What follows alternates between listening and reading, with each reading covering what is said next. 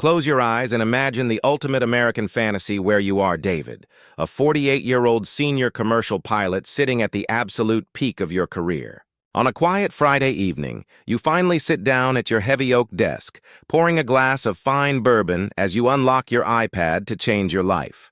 With trembling hands, you open your banking app and deliberately set up a massive transfer for $58,000, knowing exactly what this moment means to you.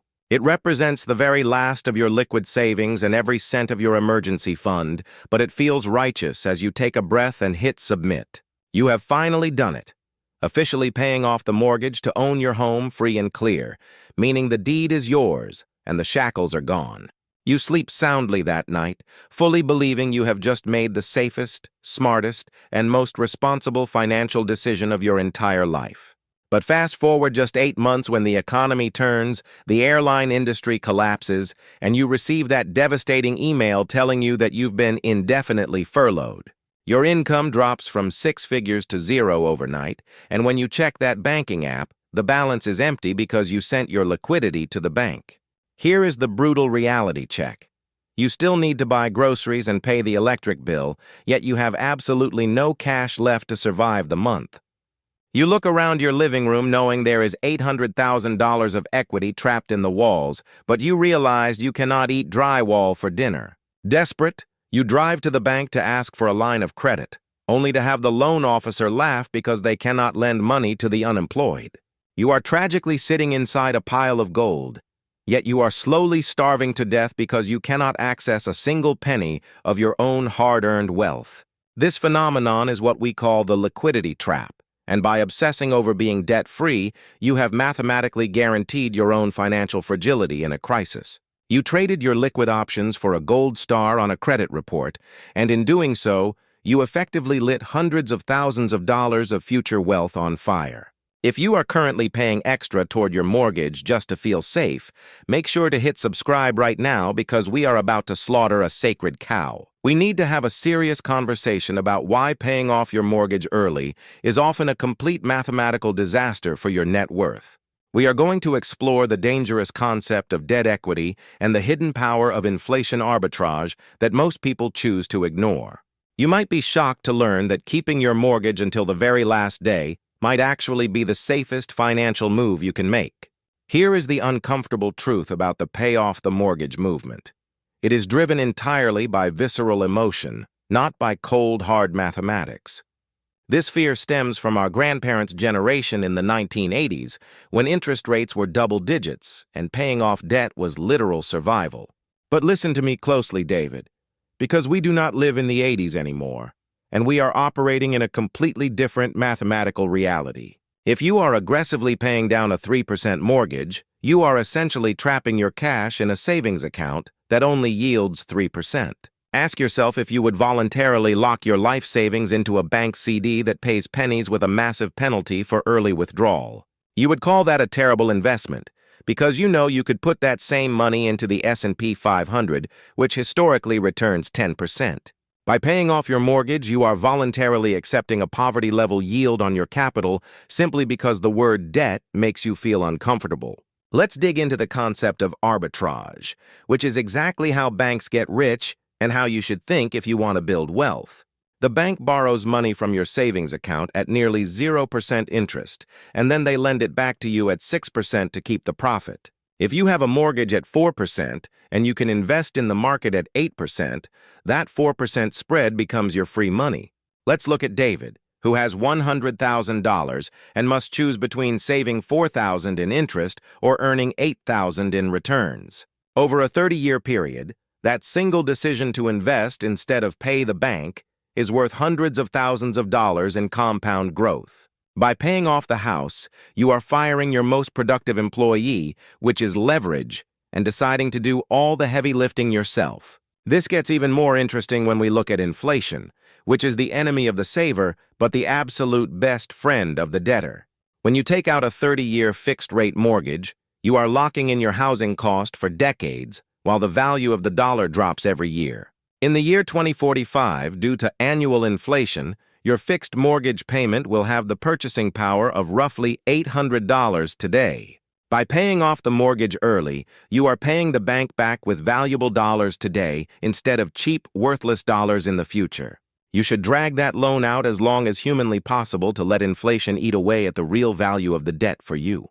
I know exactly what you are thinking right now, and I can hear that objection screaming inside your head saying that debt is risk, and being mortgage-free is the only way to be safe. But this is the crucial moment where we have to stop and fundamentally redefine what the word risk actually means for a modern family living in the 21st century. While most people follow the herd and define risk simply as owing money, the wealthy understand that true risk is actually defined by not having immediate access to your own money. This is the liquidity risk argument because when you pay extra principal, that cash instantly vanishes into the concrete of your foundation and transforms into something useless called dead equity. I call it dead equity because it produces absolutely zero cash flow, it cannot be spent at the grocery store, and it sits there doing nothing until you are forced to sell your home. Remember that banks only lend umbrellas when the sun is shining, but the second the rain starts falling and you lose your job, they will slam the door in your face. You end up in a tragic position where you are technically house-rich on paper, but you are completely life-poor because your wealth is trapped in a prison made of drywall. Let's run a simulation to see who is safer. Person A, who has a paid-off house but $0 in the bank, or Person B, who has a mortgage but $500,000 in cash. If the economy collapses tomorrow, Person A is in serious trouble because even with no mortgage, if they cannot pay their property taxes, the county will seize that paid-off house anyway. But Person B has options because they have a massive runway, allowing them to pay their mortgage for 10 years straight using liquid assets without working a single day. We must realize that cash is what guarantees security, liquidity is what guarantees options, and obsessively paying off your mortgage is the fastest way to destroy that liquidity. Now we have to talk about the $1,000,000 mistake, where David decides to feel virtuous by aggressively paying an extra $1,000 a month to kill his mortgage early. If David had simply taken that same $1,000 and invested it in the S&P 500 for those 15 years, he would already have a liquid portfolio worth $400,000. But if he keeps the mortgage for the full 30 years and keeps investing that monthly amount, his investment account grows into a staggering fortune of nearly $2 million. Meanwhile, the responsible person who paid off the house has a home worth $800,000, but their investment account is sitting at zero because they stopped compounding.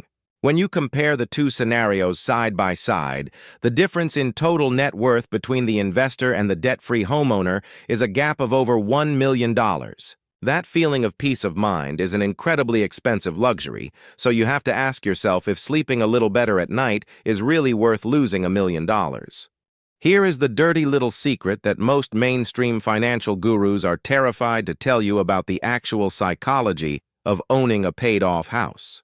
We lie to ourselves thinking it unlocks freedom, promising that once the deed is in hand, we will magically take that mortgage payment and invest every single penny. But that promise is almost always a lie because life happens.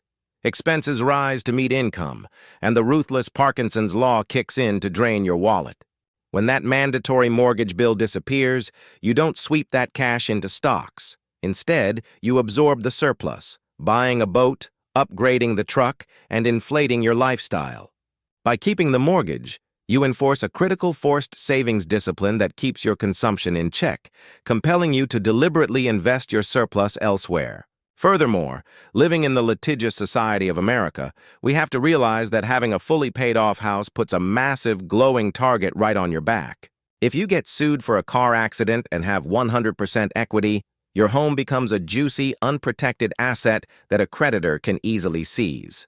But if you maintain a mortgage, the bank technically owns the house first, acting as a legal poison pill that makes you look poor on paper and unattractive to lawsuits. Now, the only time you should pay it off is if you are trapped in a high-rate environment where your mortgage interest is mathematically higher than what the market can pay you. Or if you have a severe discipline problem and know for a fact that you will blow that extra money on designer shoes and DoorDash instead of investing it. But if you are watching this channel right now, I assume you are not average, I assume you are disciplined, and I assume you are trying to optimize your life. For the disciplined investor, that low-interest mortgage is actually a valuable asset, a rare relic of a cheap money era that we may never see again in our lifetime. So here is your actionable step. Stop paying extra principal immediately, take that $500, and open a separate brokerage account called your Freedom Fund. Set up an automatic draft for that exact same amount into a low-cost S&P 500 index fund and treat it with the same respect you treat a monthly bill. In 10 years, when you compare your Freedom Fund balance to the interest saved, you will see with your own eyes that you are tens of thousands of dollars richer. More importantly, if a crisis hits tomorrow, you can access that liquid cash instantly, whereas the extra payment you sent to the bank is gone forever. We need to stop optimizing for sleeping well based on outdated boomer logic and start sleeping well because we built a fortress of liquid cash to handle any crisis. A paid-off house is just a trophy to show your neighbors, but a massive investment portfolio is a loyal army ready to defend you, and I would rather have the army. If this video made you pause that extra principal payment, share it with a friend who needs to see the math. Thanks for watching, and I'll see you in the next one.